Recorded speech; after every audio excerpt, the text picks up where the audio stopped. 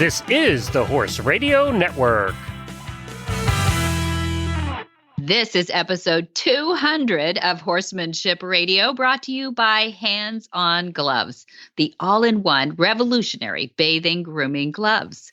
Horsemanship Radio is part of the family of the Horse Radio Network, and today, a special day, because it's our 200th episode. I couldn't have anyone else on this show but Monty Roberts and Jamie Jennings, our certified instructor, trainer of the year. These two are incredible. Stay tuned.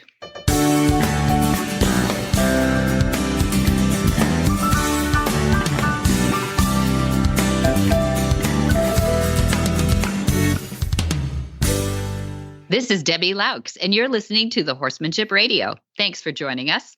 Horsemanship Radio airs on the 1st and the 15th of the month. And I have Jen, my producer, with me today. Hi, Jen. Dun, dun, dun. Happy to be here. I'm very excited about this episode, not only because it's number 200, which in and of itself is quite an accomplishment in the podcasting universe, but also this episode is going to be seriously meaty.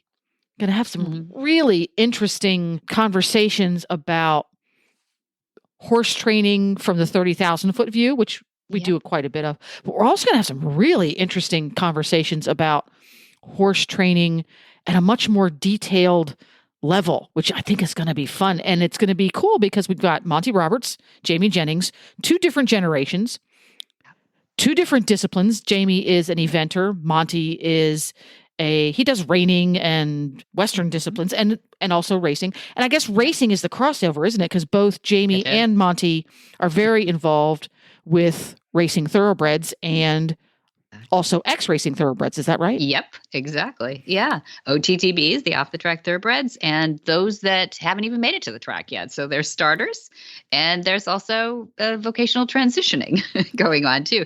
Yeah, I couldn't have two better experts. I used to say that Dad was a mentor of Jamie, but now I call them the master and the mentor because Jamie is influencing so many people out there with her use of Monty's concepts on all these wonderful horses from Mustangs to Thoroughbreds. And that's quite a diverse group, actually. Not too many people can say they work pretty well with both Mustangs and Thoroughbreds almost daily. So it's incredible. It's fascinating to listen carefully to this, people, because the overlap and the commonalities, I think this episode is a seminal lesson in how much different horse people from what appear on the surface to be such different backgrounds and different goals and different competition histories so far apart, and you put them down in the same room and you talk. There's so much common ground. It's crazy. Let's hear from our title sponsor, Hands On Gloves. Commonality right there. Every horse in the world needs to experience Hands On Gloves. True. And then we're going to get right to our interview. Hi, I'm Monty Roberts. And am I excited to bring you the news of a revolutionary, new, all-in-one shedding, bathing, grooming tool.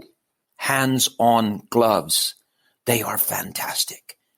And you believe me, I've tried them all. Hands On outperforms traditional curry combs, shedding blades, metal bristles, and all those things. Most animals will gravitate to you for more grooming and petting time. If you wear them, your animals will love you more for it. While using the Hands On Gloves, you can easily handle water hoses, shampoo bottles, lead ropes, leashes, and anything you want with them on your hands.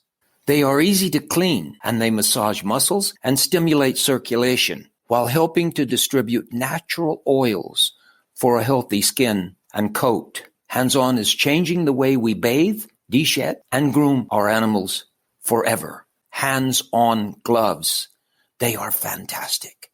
So I'm really excited right now to have both Jamie Jennings and Monty Roberts sitting in the same spot. We've done this once before, and actually it was super popular. So I thought I had you two land here today. Serendipity. We just found out you were coming, and there's going to be some surprises on Horses in the Morning. So please go there and listen to that beautiful interview that they did today. But I stuck a recorder in their faces here and wanted to ask them a little bit about some of the common ground that I've seen you both working in now, both in Thoroughbreds bred for the racing, and in mustangs. Very different breeds. Yet you both have dealt a lot in both of those breeds.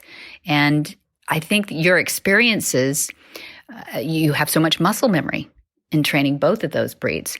And I'll start with Dad, but I wanted you to tell us a little bit, and I'd like to hear, I think it'd be interesting to hear your different answers or responses to the statement that Dad has said for years, fast is slow and slow is fast. I agree that slow is fast and fast is slow. If the horse is told to go fast, in my opinion, they will go a little bit less fast than if you don't ask them to go fast, but you cause them to want to go fast. Now, that's not a difficult thing to do because horses are 50 million years old. And the ones that didn't go fast were eaten before they reproduced. And through survival of the fittest, the fastest ones were the ones that lived. And so you could go to each of the disciplines that horses do today. For instance, a lot of thoroughbreds play polo. Or you could go to racing. Or you could go to the eventing or hunting and jumping. And you would see horses that are relaxed, doing something because they want to. Those are the champions. If you see those that are gritting their teeth and doing it because they're told to, you don't see the champions. And it's absolutely incredible how that philosophy can be carried through. And it's sitting here with Jamie, it's so nice to sit here and think about being at the spectrums. I was in the world-class racehorses, thoroughbred racehorses for so long. And Jamie's taking the racehorses that are retired from the track. And both of us are working with mustangs as well, and that's the spectrum.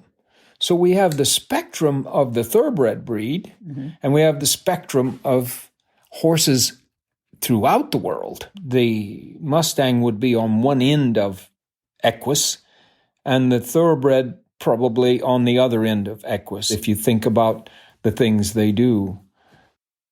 Yeah, it's a hard thing to explain to people that are novice to horses how it is that slow gets to be fast. It's hard to explain it, but in fact, causing the horse to want to, that is the key. Not demanding from the horse to do it. That will slow things down. You can say positive thigmotaxis. That's the going into pain.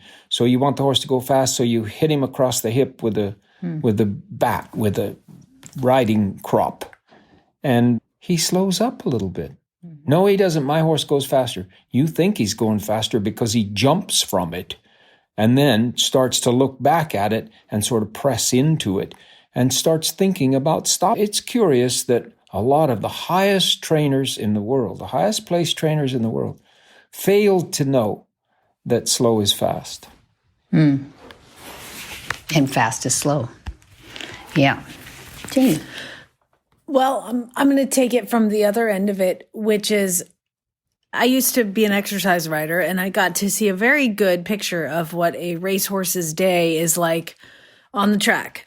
And they bring them out, and they walk them, and they tack them, and they go to the track, and they run for as long as they're going to run, or they gallop, or they, do the jog or whatever. And they come back to the barn, and they're hand walked, and their existence and their work is probably about an hour of their day. Would you say, Monty? Yeah, that's even maybe stretching it a bit. Yeah, and then they go to the stall. So I think one of the things that in the fast is slow and slow is fast is when I take these horses off the track and they get their rest and they get their rehabilitation and then they come to me, one of the things I do not do for quite some time is to get their blood going, get their blood pressure up. I start these horses, and the first ride, once I do a join up, we tack them up, I do some long lining, I make sure that you can touch them in all their vulnerable areas and you can pick up their feet. And once I finally do get on them, be it the first day or the fifth day, that ride is 2 minutes. Everything is short. And it's because some guy told me one time that you have to prove to the horse that their world has changed.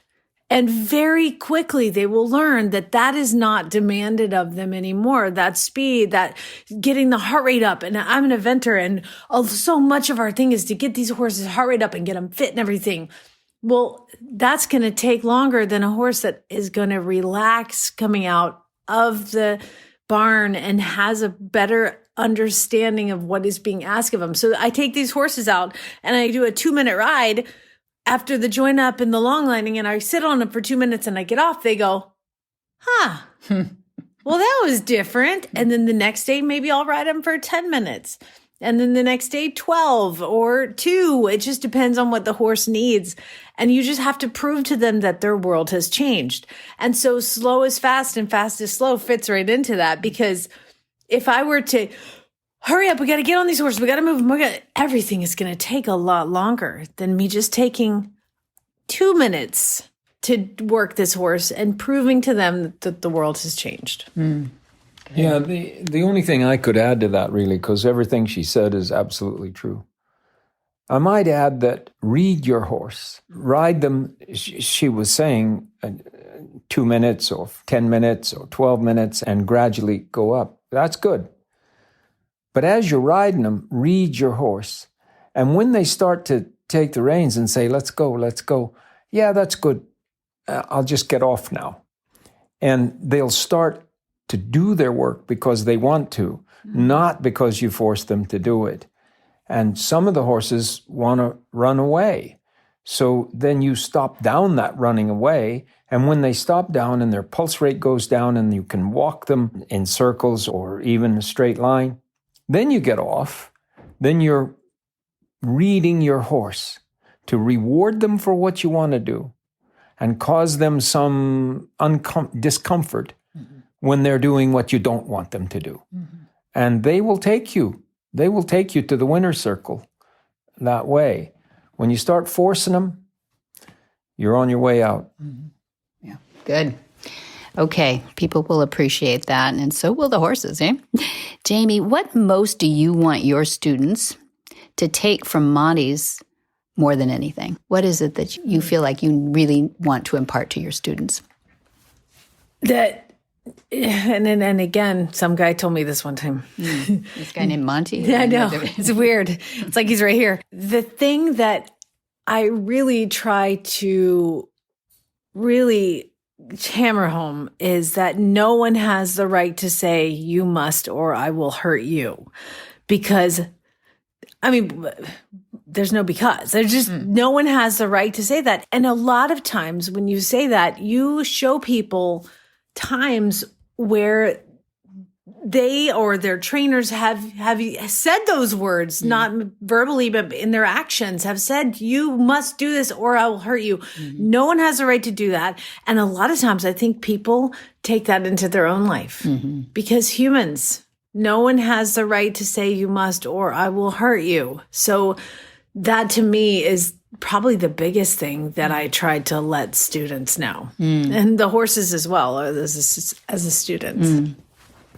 That's not just a horse thing. Yeah. And of course, that's one of my favorite sayings, and it becomes the favorite saying of each of the top students that I have, because either they get it right in that regard, or they get it wrong and the horses don't do well, so they're not a top student. But violence is never the answer. You could add to that. And simply reading the horse. And you need help. When you're a beginning student, somebody says to you, read your horse. Well, hell, I mean, if you're in the first grade and they throw you a dictionary and they say, read it, or even the Bible and say, read it, you can't read yet. But you have to learn to read your horse. So you need help in those first and second grade lessons.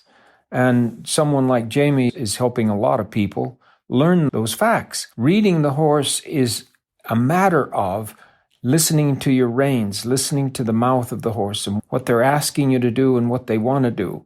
and then read your horse's speed going forward, comfort in turning left and right, and so forth. And it is a complicated thing to get you out of the first grade and into the second grade. And once you start learning how to read a horse, then things become a lot easier and pretty functional. I mean, you watch a good trainer bringing a horse up through the categories. After you've gone through the second grade, let's say, of learning to read a horse, you can sit on the warm-up pin of a top horse show and you can watch the good ones, the medium ones, and the bad ones and make some sense of it all. Mm-hmm. Yeah, that's good. So you know Jamie's story and her journey here to learn your concepts. And what would you want most for students to emulate from Jamie? Well, you've already said it, that violence is never the answer, and no one has the right to say you must or I'll hurt you. Things that you recognized in Jamie that you think her students should appreciate or that she would be encouraged by. Yeah, what I recognized in Jamie was that she had an open book. She had a desire to take information in and put it to work. And she surprised me, really, because I did not anticipate that she would move to the level she is in any way, shape, or form. I have to plead guilty to minimizing her as a student in those first times that I met her. She was in her 30s already, and I think a child should be learning in the second grade. You started a little young. I started very young. At 4 years of age, I was riding in competition. And so you get a different perspective in your mind. Somebody in their upper 30s can't really learn that well. Jamie's one of those that learned so rapidly, starting at a late time. Now, how about this? I have one called Simon Stokes in Germany, and he is a fantastic student of my concepts and is in the racing industry to the maximum. He's doing so well, it's incredible. And I think he was in his late 30s when I started with him in 1991. And he was a jump rider. He was a steeplechase jockey that whipped every stride, and those guys are crazy. But he saw things working with high-level thoroughbred horses, and he caught on and rode that bicycle up the hill, and he learned these things. And then there was Greg Ward. And yes, he was in his early 20s, but that's another lifetime away from where I started. And Greg Ward has some physical problems where he didn't have any lateral vision out of his right eye.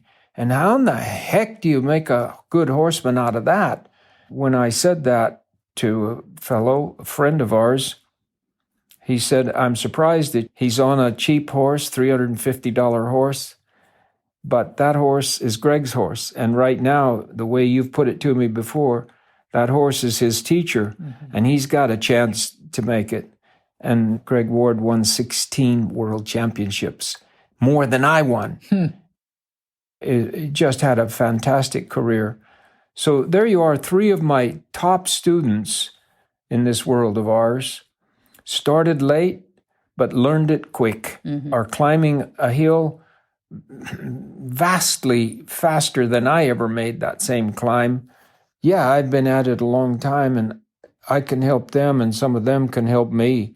We're still learning. We listen to one another, and little things happen that add one thing to another. Jamie and I are here talking about the top pole, training off pressure pole that her husband is going to make for her when they go home. And training off pressure is so valuable to the students. I'm just so proud of those top ones. Jake Harris in England, and there's some fantastic ones all over this world of ours. Over the world. Yeah, that's right. So I'm hearing open-minded and student for life, I think is probably some of your points, yeah. So Jamie, how important is it for the horse's mind and well-being to have a job, a task, or a purpose, do you think? Oh my gosh, I think it's unbelievably important. When I lived in Arizona, we had irrigation fields, and you could walk down these fields, kind of roads in between people's property, and they were irrigation canals.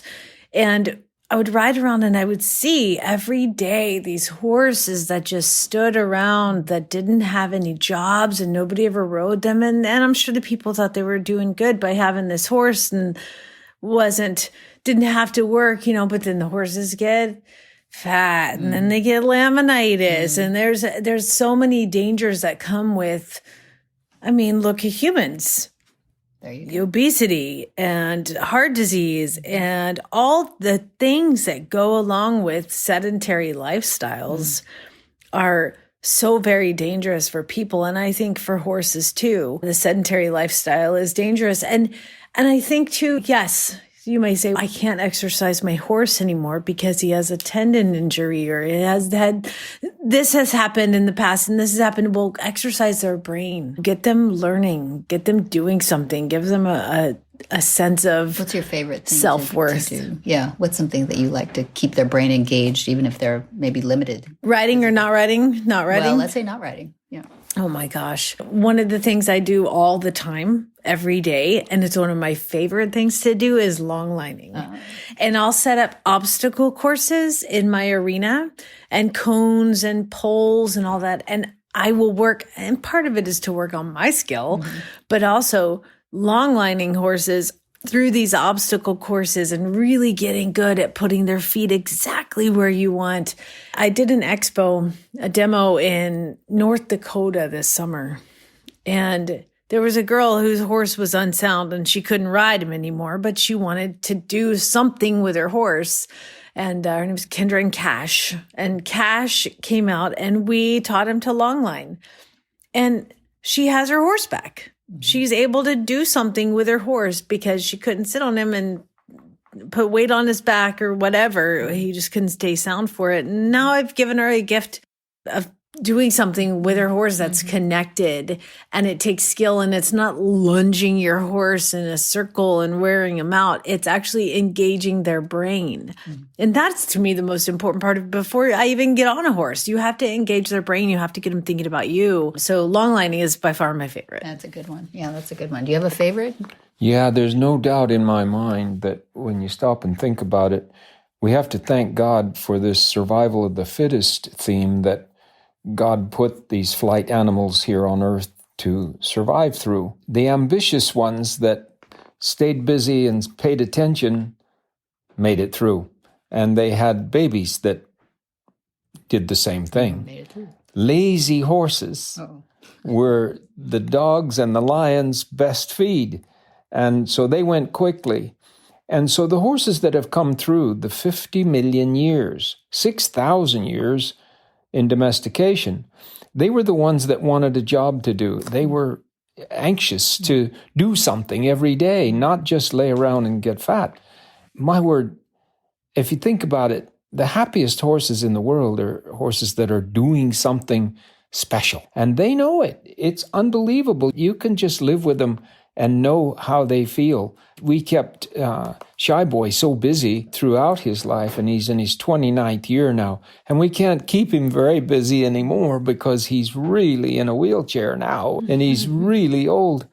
But he's still alive, and every day he comes and nickers to me, and he wants me to go do something with him. So doing things with horses is definitely superior to letting them lead a sedentary life that just gives them no purpose in life. They get cranky, they get fat, they get dead. So I'm in favor of learning how to work them and causing them to want to do what you're asking them to do. Mm-hmm.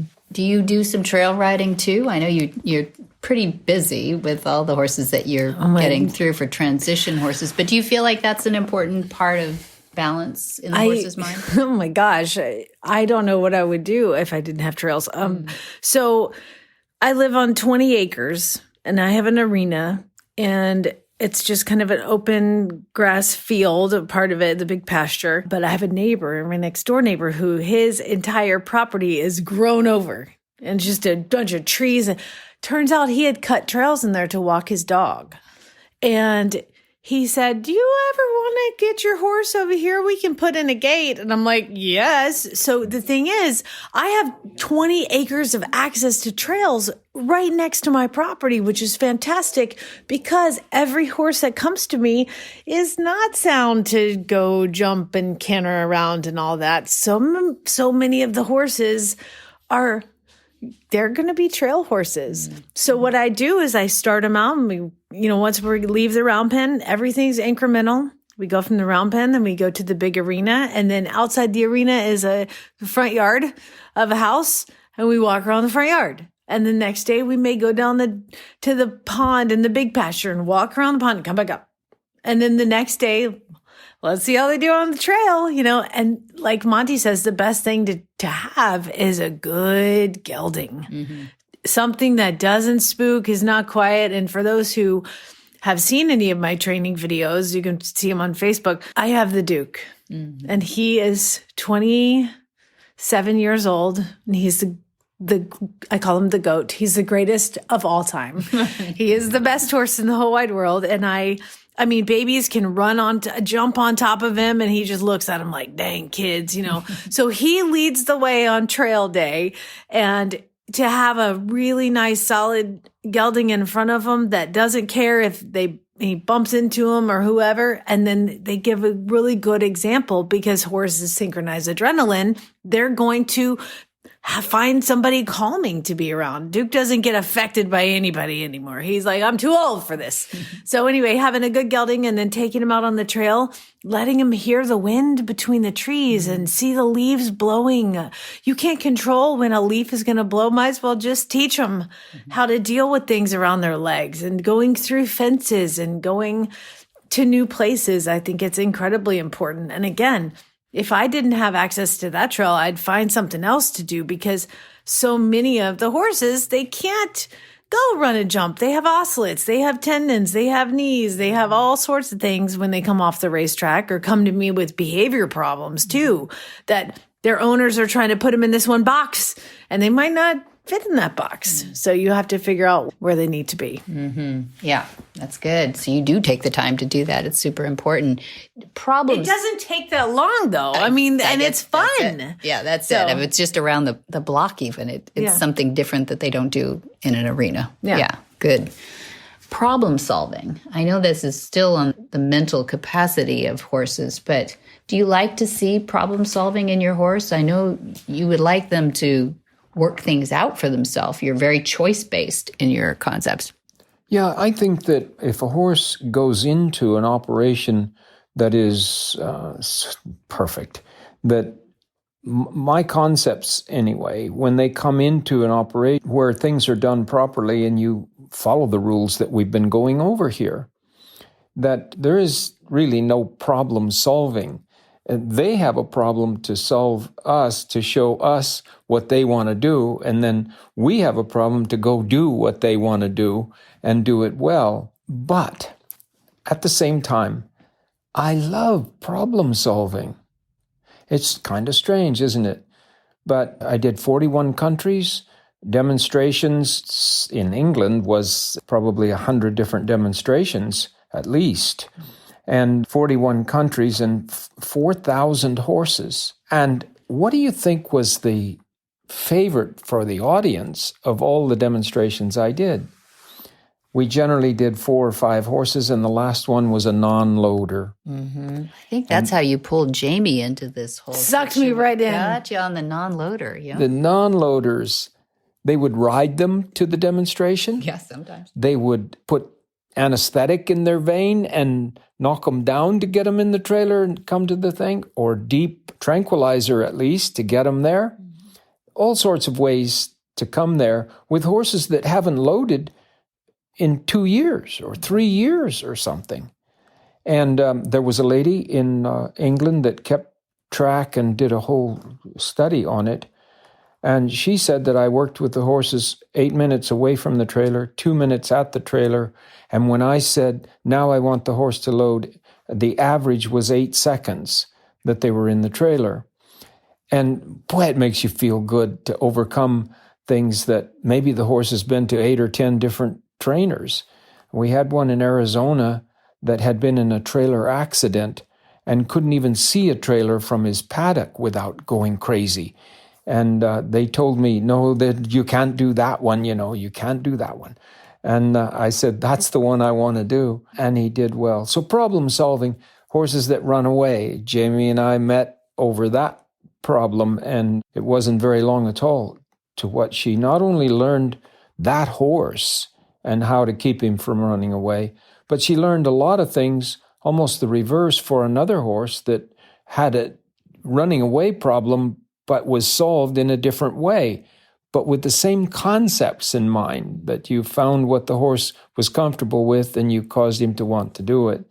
And horses that buck and horses that kick and the farrier can't get near them, turn the clippers on and they go crazy. Horses that you can't touch the ears on. That one really has taken me over, because I do this thing. What do you call that thing when it's half horse and half man? Centaur. My centaur demonstration is that when you get on another horse, you can touch his ears. Yeah. The horse that you bring that's a problem horse that you can't touch the ears, you get on a different horse and ride up to him, you can touch his ears. Why in the heck is that? Nobody ever sitting on a horse hurt his ears. Right. It was the guy standing on the ground that twisted his ears for the farrier, or twisted his ears for the veterinarian, put the twitch around an ear and crank it down, and crazy things they do.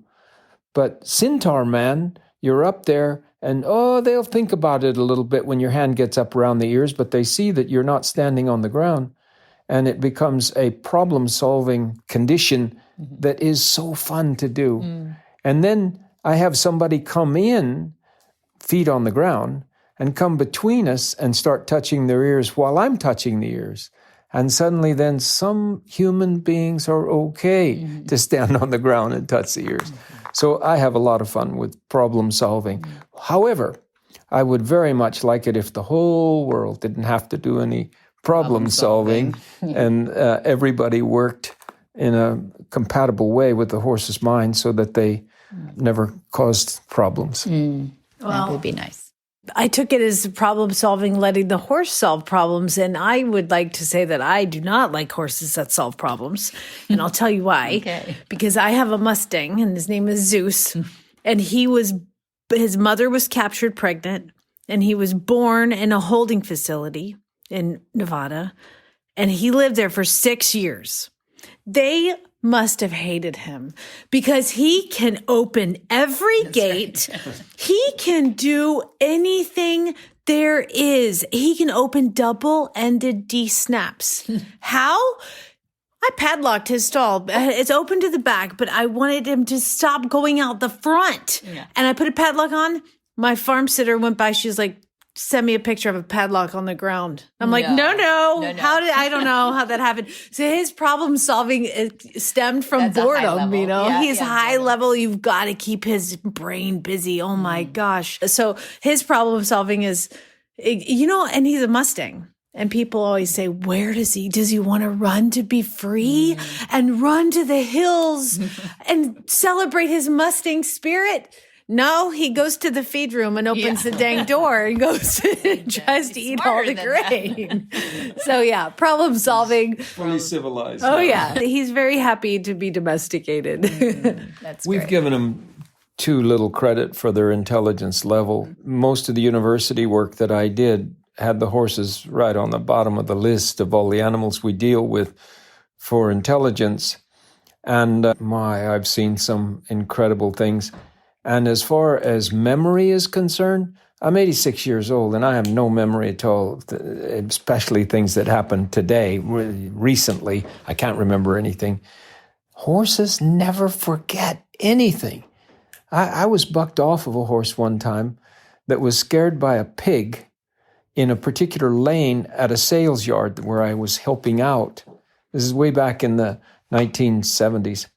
And I was helping out there, and I went down this lane, and this pig grunted and squealed as something by the fence, and this horse bucked me off. And he was a nice horse, but he just needed to get away from something that was going to kill him. And I went back, it must have been about 12 years later, and I realized in my horseman-like mind, he might remember, and I'm going to trot down this same pathway. And so I was kind of watching, and he got to that point where that pig had been, and he didn't buck me off this time because I was ready for it, but he wanted to. He knew there was a pig there. And they don't forget anything. And they don't forget the mistakes we make, even though we say, oh, I'm sorry, and give them a rub, and I didn't mean to do it that way. They remember what you did wrong. So making the fewest number of mistakes will get you your champions. They don't forget when you hit them and you say, rub it off. I'm just going to hit them and then I'm going to rub it off. Like it never happened. That's not a thing. No. No. You hit me in the face, I'm not going to forget. Yeah. Right. It doesn't rub off. No, it doesn't. Well, that was fun. So we are going to be able to see you two working together come June here at Flagstaff Farms in Solvang, California. And I'm really excited. We'll be into our 5th annual The Movement.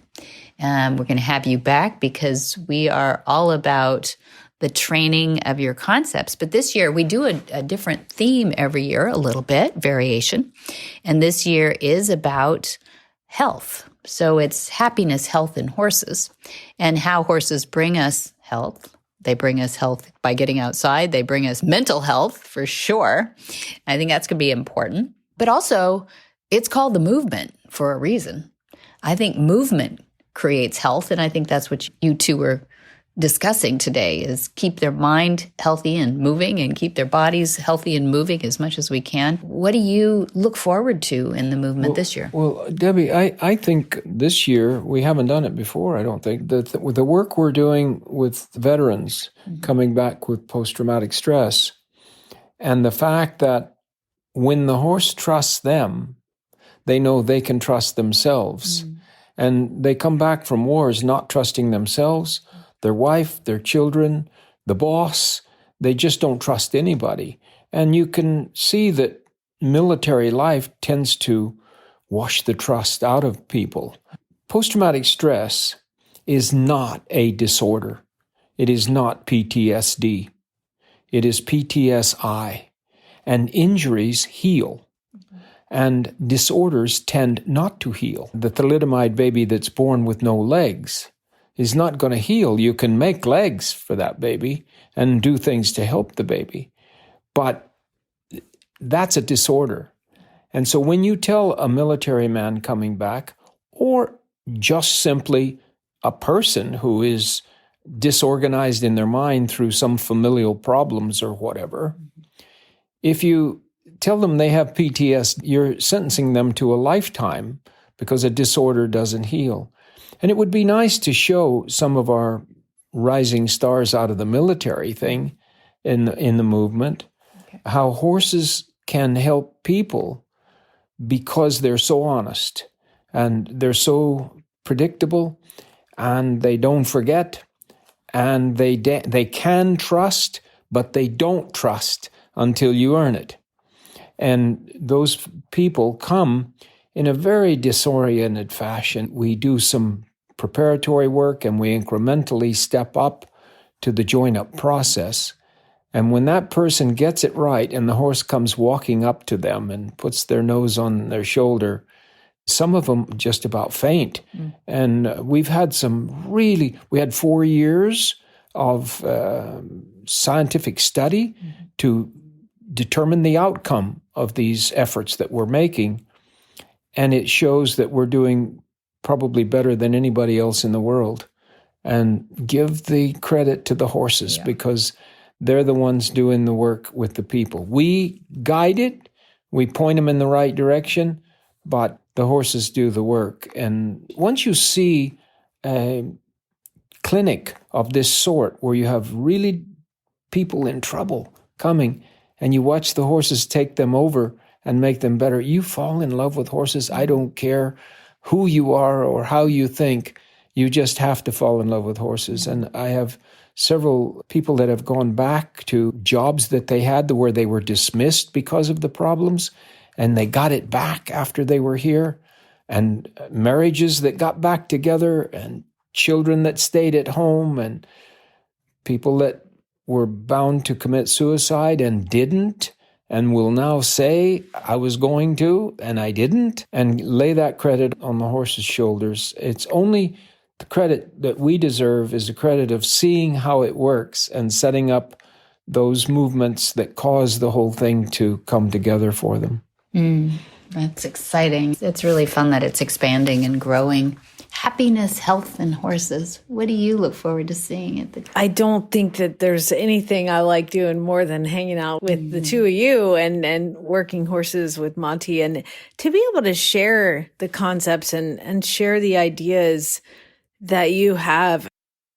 It's phenomenal to have a group of people, because you sell tickets and you have people come out, and it's a group of like-minded individuals who want to have a better way or to understand what we're doing out here and how important it is. And there's some people that have been to other trainers and had other ideas, and it's so nice to be able to show them a better way and to see the light bulb go off in their head and I get an idea of what we do and what Monty's worked so hard for all these, few short years doing. So I'm just happy to be a part of it again.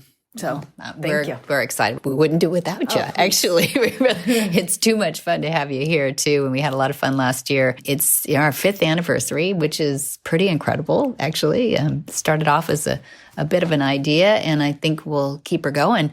I think it's called the movement for a reason. I think we are making some headway. I think the live streaming that we did a couple of years ago was pretty impactful because we got to go around the world with that one. But I look forward to seeing you two work in the gentling pen again. To me, that's my favorite thing to do. We will, I believe this is like breaking news, but I believe we'll have a mountain trail experience too by then. So I hope people look forward to that. But maybe we can employ some of these concepts that you're talking about, keeping horses occupied and problem solving and exercised and some of those things too. So I look forward to how you will interpret those concepts and share with us how people can take those home to their horses. It'll be fun. Yeah, it'll be fun. Cool. Yeah. All right. Thanks for joining us today on Horsemanship Radio. Love having you two. Thank you for having us. Love ya. Mean it.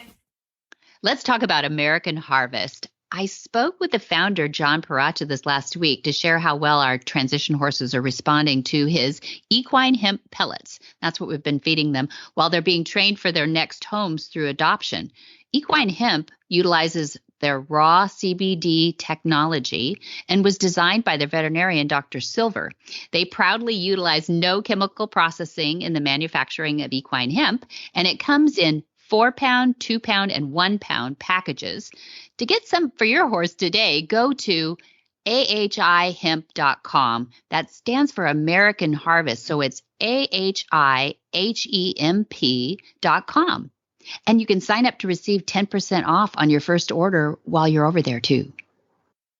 Charlotte, thank you. This is the Horse Sense with Charlotte Bradall Baker segment, and we would love to have your insights on what are some of the most common problems that you see when you're judging horses in dressage. Many times you see in the horses, and what I'm always looking for is harmony. I want to see a horse that looks really happy in his work, with confidence in his rider, and where there's a nice elastic connection from the rider's hand to the mouth. And a lot of times you'll see that is too strong, and because of that, the horse will go behind the vertical or open mouth, or with mouth issues, and we see, I think, too much of that. And I think that's one of the things that riders really need to strive for, is that nice, like rubber band, elastic connection from the. So you judge for the harmony. Mm-hmm. Is that being taught out there, Charlotte, or is that something? I think it definitely is, and just not by all. Just like in any discipline. I just don't think it has much to do with the discipline. I think it's just each individual trainer. And this is something that is reflected in the behavior of the horse as well. Well, yeah, because you'll see tension, and you'll see different, usually mouth issues, that the horse is opening his mouth or going behind the vertical line and trying to evade the bit. because of hands being too strong or where there's just not enough give. Yeah, and you feel as a judge that you can reward these harmonious gestures. Yeah, absolutely, you certainly can. Yes. Mm-hmm.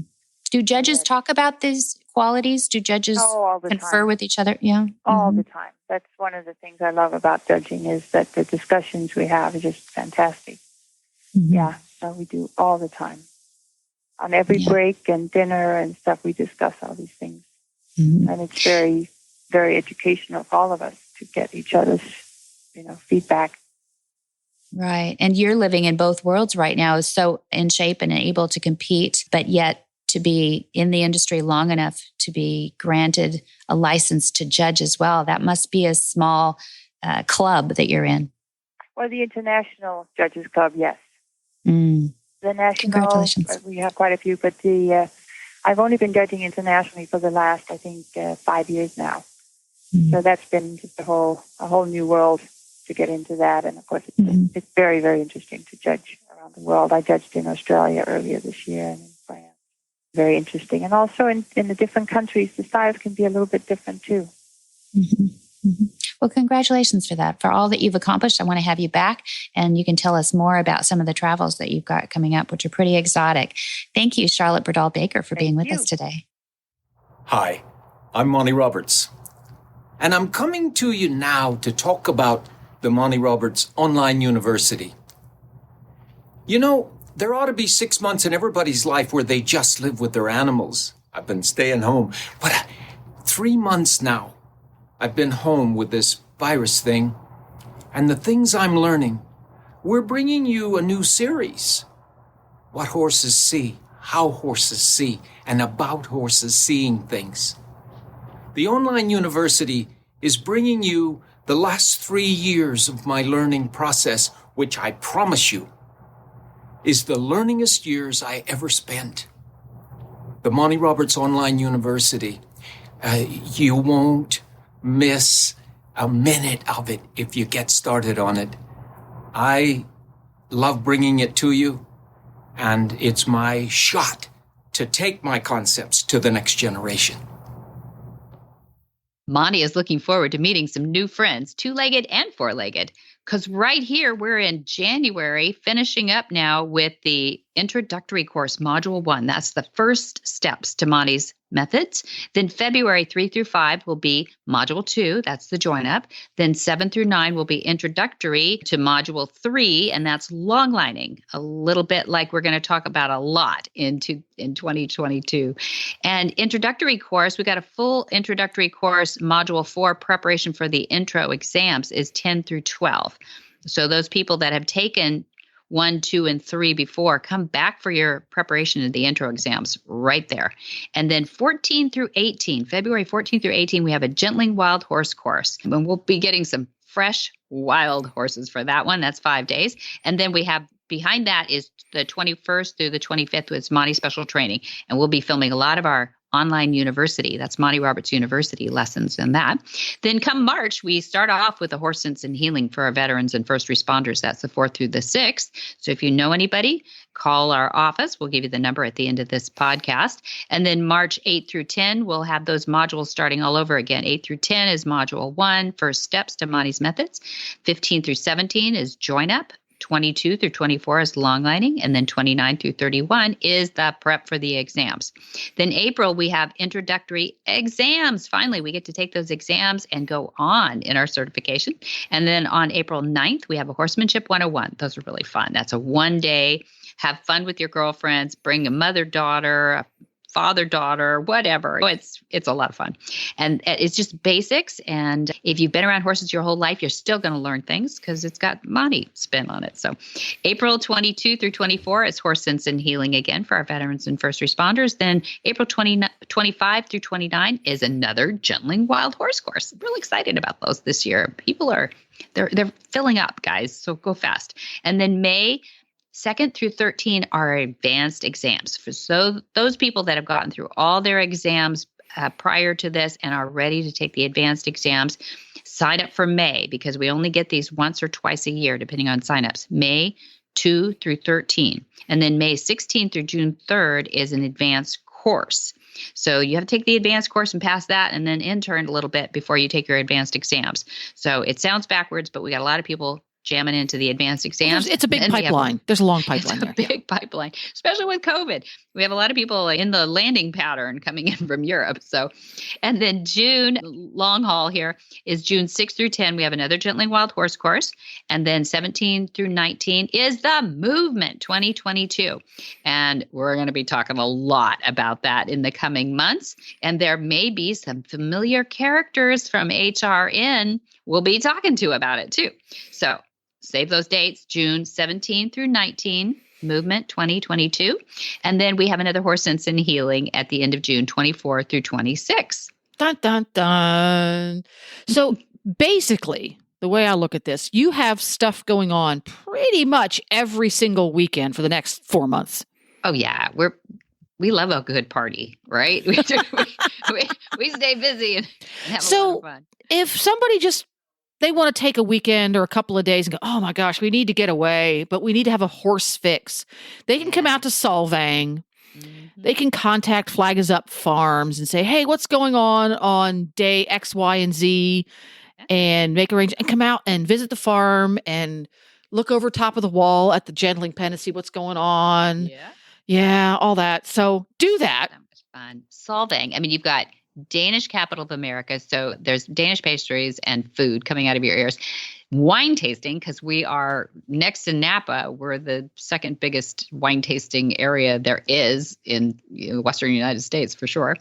And we've got horses. So what better life is there? But a lot of fun. It does. When we were out there a few years back, the drive up from the airport was gorgeous. We took the coastal road and we took the time to just aimlessly drive around some of the, I'm going to call them back roads, some of the country roads in that area. And it's just beautiful countryside. If you're the sort of person who likes to hop on a bicycle or just take a random automobile drive and have a picnic lunch in a field somewhere, it's a great place to do it. It is. It's known for that. So yes, we can brag on that because it ain't bragging if you can do it. And for details about today's show, you can go to horsemanshipradio.com where you're going to find links, photos, and more information about today's topics and guests. We also love your feedback. Follow us on Facebook. Monty's name on Facebook, of course, is Monty Roberts. You're going to look for the one with the little blue check mark. And on Twitter as well as Instagram, it's Monty_Roberts. And many thanks to our sponsor. Who's our title sponsor, Debbie? Oh, Hands On Gloves, hands down. They're awesome. Awesome gloves. And if you haven't tried them yet, do it. There just is no better glove. They last. And then also American Harvest, our newest lovely partner. We actually are feeding some supplements to transition horses. Stay tuned for some of the information on that because we're loving the results. And then, of course, our reason for being, MontyRobertsUniversity.com. That is our online university. We just went over, drumroll, our 700th lesson up there, Jen. Wow. It's amazing. It's amazing. And don't let the word university scare you.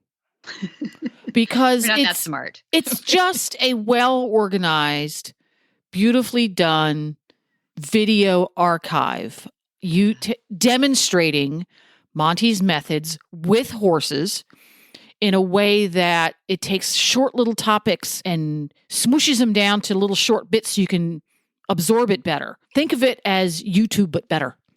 Right.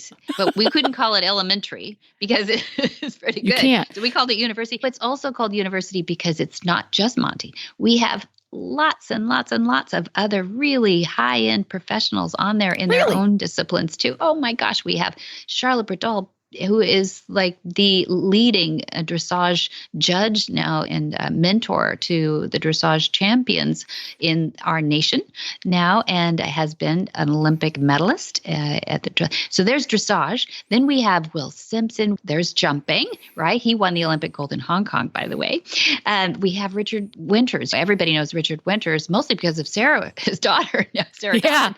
But that's the reining world and the road to the horse world and so much of the Western world. So there's something for everybody. So there is something for everybody. Again, just like the rest of this show, there's so much that we have way more in common than we have that that's different in the horse universe, just like in the universe in general. So we're going to end with that.